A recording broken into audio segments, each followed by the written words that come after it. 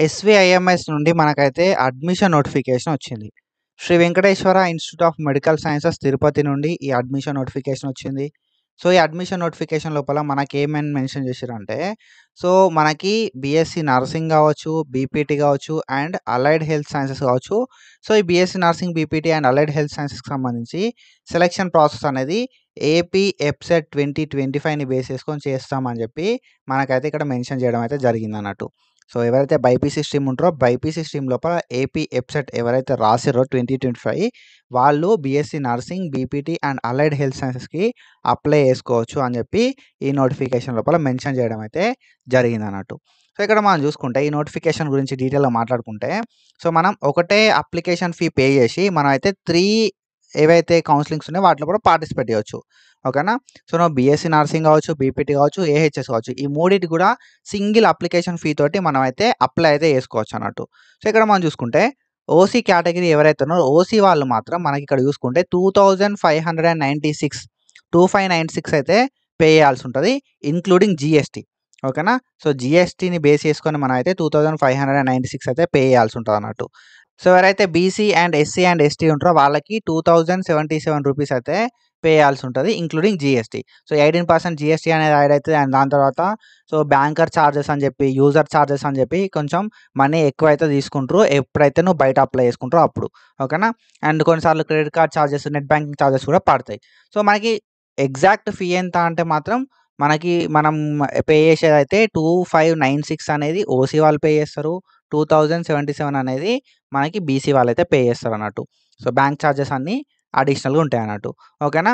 So, నువ్వు OC అయినా, BC అయినా మూడిటికి ప్రియారిటీ వైస్ అప్లై చేసుకోవడానికి ఛాన్స్ అయితే ఉంటదన్నట్టు. ఓకేనా? ఇక్కడ మనం చూసుకుంటే మనకు ఈ నోటిఫికేషన్ సంబంధించి ఇంపార్టెంట్ డేట్స్ ఏంది అంటే, మనం ఇక్కడ చూసుకోవచ్చు 23 జూన్ 2025 నుండి మనకు అప్లికేషన్స్ అయితే స్టార్ట్ అయిపోతాయి. 23 జూన్ 2025 నుండి మనకు అప్లికేషన్ స్టార్ట్ అయితాయి. అండ్ లాస్ట్ డేట్ ఎప్పటి వరకు అంటే 14th జులై వరకు మనకు లాస్ట్ డేట్ అయితే ఉంది.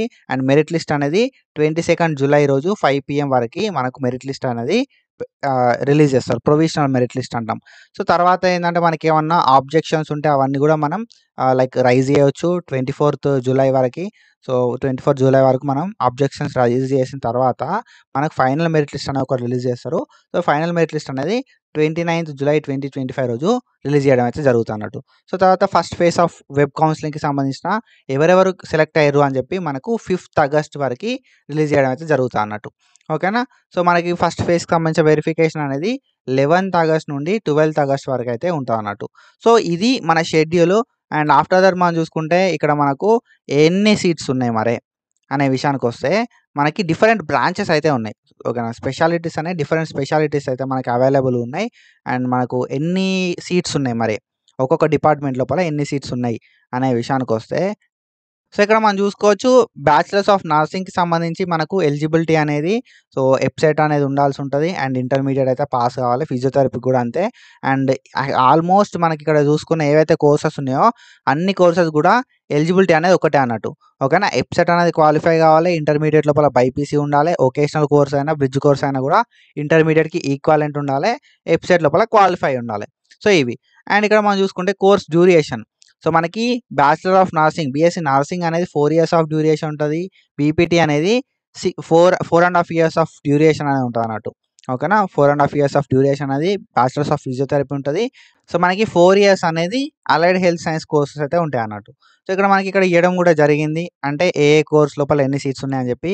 బీఎస్సీ నర్సింగ్‌కి సంబంధించి 100 సీట్స్ ఉన్నాయి. బీపీటీకి సంబంధించి 50 సీట్స్ ఉన్నాయి. అండ్ అనస్థీషియా టెక్నాలజీకి సంబంధించి మనకి 12 సీట్స్ ఉన్నాయి. అండ్ ఎంఎల్‌టీకి సంబంధించి 20 సీట్స్ ఉన్నాయి. And respiratory therapy so, radiology and imaging టెక్నాలజీకి సంబంధించి 9 సీట్స్ అయితే ఉన్నాయి. పర్ఫ్యూజన్‌కి 2 సీట్స్ ఉన్నాయి. అండ్ కార్డియోవాస్కులర్‌కి 8 సీట్స్ ఉన్నాయి. అండ్ డయాలిసిస్‌కి 12 సీట్స్ ఉన్నాయి. సో, మనకి ఎమర్జెన్సీ మెడికల్ సర్వీసెస్‌కి 4. సో, ఇట్లా మనకైతే ఉన్నాయన్నట్టు. So, different courses like different courses లోపల డిఫరెంట్ నంబర్ ఆఫ్ సీట్స్. మనకి బీఎస్సీ నర్సింగ్‌కి అండ్ బీపీటీకి మాత్రమే ఎక్కువ నంబర్ ఆఫ్ సీట్స్ ఉన్నాయి. అండ్ ఇక్కడ మనకి ఇవన్నీ తక్కువ నంబర్ ఆఫ్ సీట్స్ అయితే ఉన్నాయన్నట్టు. సో, ఈ నోటిఫికేషన్‌కి సంబంధించి మనకైతే ఆన్‌లైన్ అప్లికేషన్స్ రేపటి నుండి ఓపెన్ అయిపోతాయి.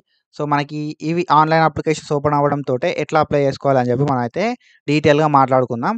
సో, అప్పటి వరకు అయితే మన ఛానల్‌ని ఫాలో అయితా ఉండుర్రి. And that's it for today. Follow for more content. Thank you so much. Signing of.